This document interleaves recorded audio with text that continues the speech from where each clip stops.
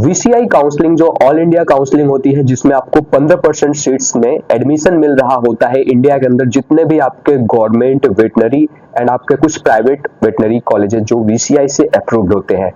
आज की इस वीडियो में हम समझेंगे स्टेप बाय स्टेप कि आखिर यहाँ पे आपके कैटेगरी का कितना रिजर्वेशन होता है, यानी कि किस किस कैटेगरी में कितने परसेंट सीटें रिजर्व होती हैं और इसका बेनिफिट्स आपको कैसे मिल रहा होता है। तो ये ऑफिशियल जो डेटा है, या फिर आप बोल सकते हो कि वीसीआई का जो काउंसलिंग ब्रोचर है वहां से ही ये चीजें मैं आपको बता रहा हूँ, अपने पास से कुछ भी नहीं बता रहा हूँ। तो आइए स्टेप बाय स्टेप करके जानते हैं। वीसीआई की अगर बात करें तो इंडिया के अंदर जितने भी आपके वेटनरी कॉलेजेस होते हैं, फॉर एग्जांपल अगर मैं बात करूं बीएचयू जो कि मिर्जापुर में उनका साउथ कैंपस है, तो वहां पे आपके टोटल सीट्स मान लीजिए 100 है, तो 85% सीट्स उनकी खुद की काउंसलिंग से फिल अप होता है या फिर स्टेट काउंसलिंग से। ये मैं बीएचयू की बात कर रहा हूँ, तो अलग अलग काउंसलिंग के लिए अलग अलग लाइक रूल्स होते हैं। तो 85% सीट्स तो उन्होंने खुद फिलअप कर लिया, बट 15% सीटें जो ऐसी होती हैं जहां पे आपको नीट का जो ऑल इंडिया रैंक होता है उसके बेसिस पे अदर स्टेट के बच्चों को भी मौका मिलता है। वैसे बीएचयू एक सेंट्रल यूनिवर्सिटी है, तो यहाँ पे ऑल इंडिया बच्चा सीट्स के लिए सारे सीट्स के लिए अप्लाई कर सकता है। अगर मैं बात करूं जैसे कि आपका पंतनगर यूनिवर्सिटी हुआ, तो वो सेल्फ एंट्रेंस एग्जामिनेशन कंडक्ट करवा के 85% सीटें ऑलरेडी उन्होंने फिलअप कर लिया है, काउंसलिंग ओवर हो चुकी है। बाकी जो 15% सीट्स रहेगा वो आपका वीसीआई के थ्रू फिलअप होगा। सो आई होप कि आपको ये सारा चीज अच्छे से समझ में आ गया होगा।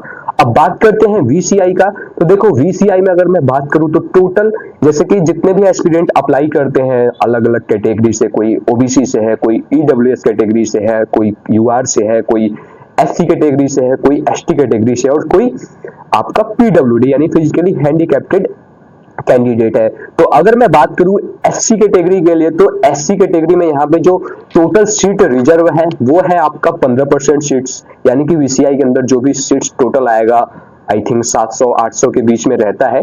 तो इसमें से आपके 15% सीट्स एससी कैटेगरी के कैंडिडेट्स के लिए रिजर्व रहेगा, यानी कि वो सीट्स केवल उन्हीं कैंडिडेट्स को मिलेगा।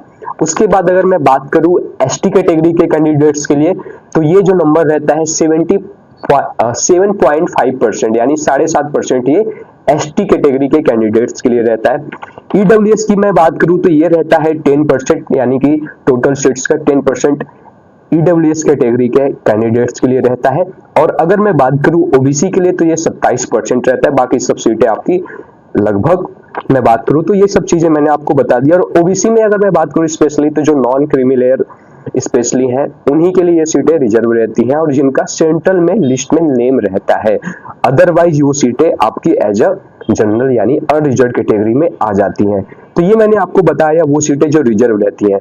अब मैं बात करता हूं यहाँ पे कि जैसे किसी पर्टिकुलर कैटेगरी में मान लीजिए कि स्पेशली पीडब्ल्यूडी कैंडिडेट्स के लिए, ठीक है, तो जो भी हमारे पीडब्ल्यूडी कैंडिडेट्स होते हैं उनके लिए हर एक कैटेगरी में 5% सीटें रिजर्व रहती हैं उनके लिए।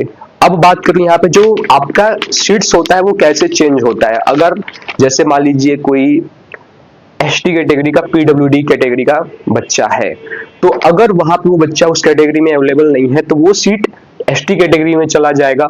ओबीसी का कोई पीडब्ल्यूडी कैंडिडेट है, अगर वो सीट वहां पे अवेलेबल नहीं है उस कैटेगरी में कैंडिडेट, तो वो सीट ओबीसी में कन्वर्ट हो जाएगा। अगर यूआर से है पीडब्ल्यूडी कैंडिडेट है तो वो आपका चला जाएगा यूआर कैटेगरी में, यानी कि अनरिजर्व कैटेगरी में। ईडब्ल्यूएस से पीडब्ल्यूडी कैंडिडेट है तो वो ईडब्ल्यूएस में चला जाएगा।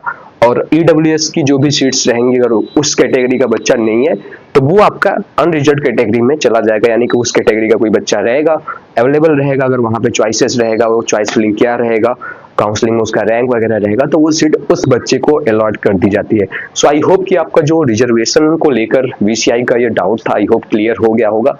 मिलेंगे जल्दी नेक्स्ट वीडियो में, तब तक के लिए अपना ख्याल रखें एंड जय हिंद।